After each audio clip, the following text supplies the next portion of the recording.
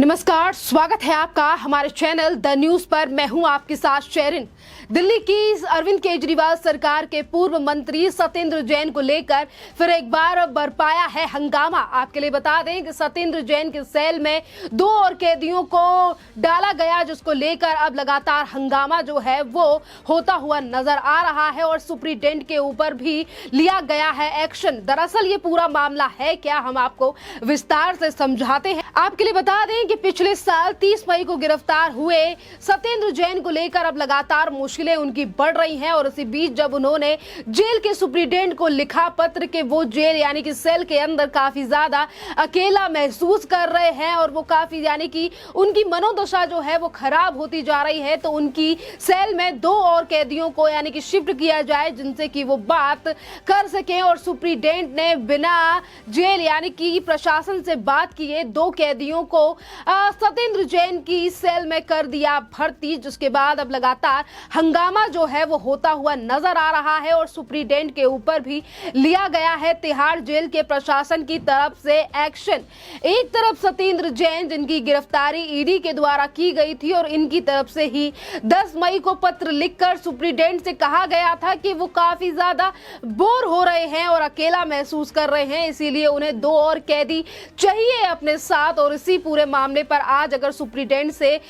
सवाल पूछा गया है, समन भेजा गया है, नोटिस भेजा गया है और जवाब मांगा है जेल प्रशासन ने कि बिना पूछे 2 कैदियों को कैसे सत्येंद्र जैन के सेल में भेजा गया सुप्रीटेंडेंट की तरफ से। ये पहली बार नहीं है, इससे पहले भी सत्येंद्र जैन को लेकर काफी जो चीजें हैं वो तिहाड़ जेल से सामने आई हैं, चाहे फिर वो पॉस्को एक्ट के गुनहगार से अपनी मसाज कराना हो या फिर सारी वीआईपी सर्विसेज तिहाड़ जेल के अंदर लेना हो। और इसी तमाम मामलों को लेकर पहले भी तिहाड़ जेल से ही कई सीसीटीवी फुटेज जो हैं वो सोशल मीडिया पर वायरल हुए थे। यानी कि एक तरफ दिल्ली के मुख्यमंत्री जो वो ये कहते हुए नहीं थकते हैं कि हमारी सरकार जो है, हमारी सरकार में जितने मंत्री थे या फिर हैं वो सारे कट्टर ईमानदार हैं, वीआईपी कल्चर को हम खत्म करने के लिए आए थे। पर आज अरविंद केजरीवाल सरकार के ही पूर्व मंत्री हो चुके हैं, यानी कि अब सत्येंद्र जैन 9 महीनों से दिल्ली के स्वास्थ्य मिनिस्टर थे और सत्येंद्र जैन की गिरफ्तारी के बाद ही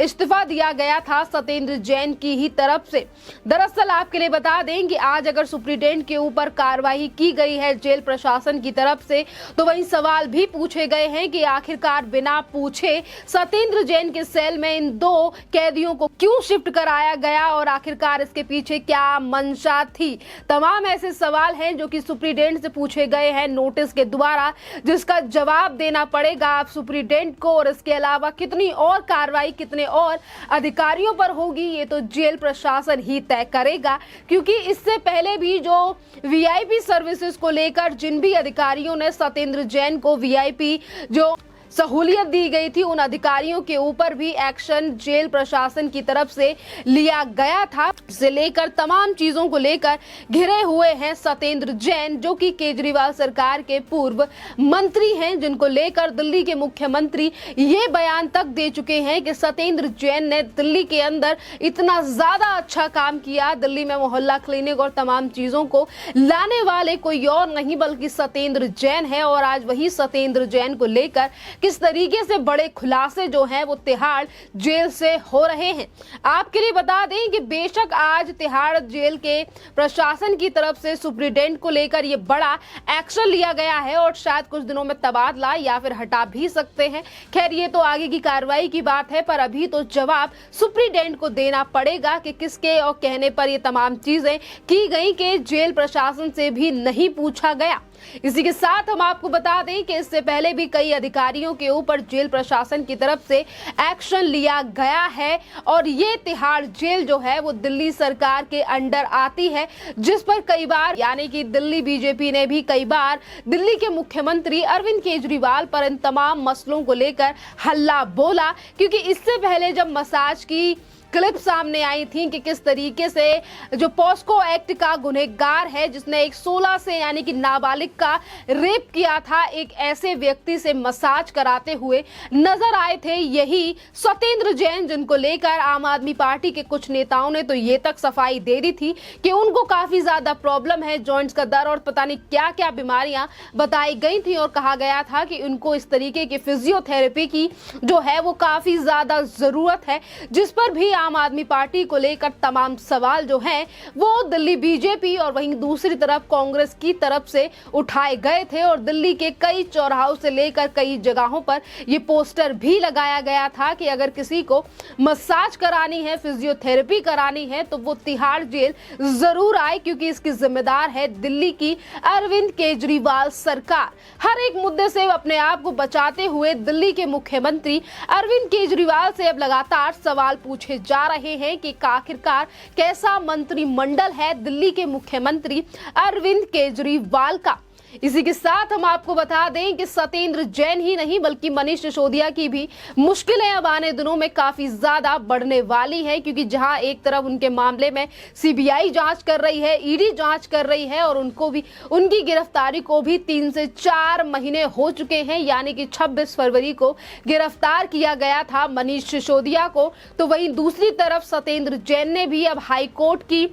यानी कि हाईकोर्ट के फैसले के बाद सुप्रीम कोर्ट में याचिका लगाई है अपनी जमानत के लिए, क्योंकि हाईकोर्ट ने जो है वो जमानत नहीं दी थी सत्येंद्र जैन को इसी मनी लॉन्ड्रिंग के मामले में, और अब उन्होंने सुप्रीम कोर्ट का दरवाजा खटखटाया है और अपनी स्थिति को लेकर तमाम बातें जो हैं वो याचिका में दिल्ली के पूर्व उप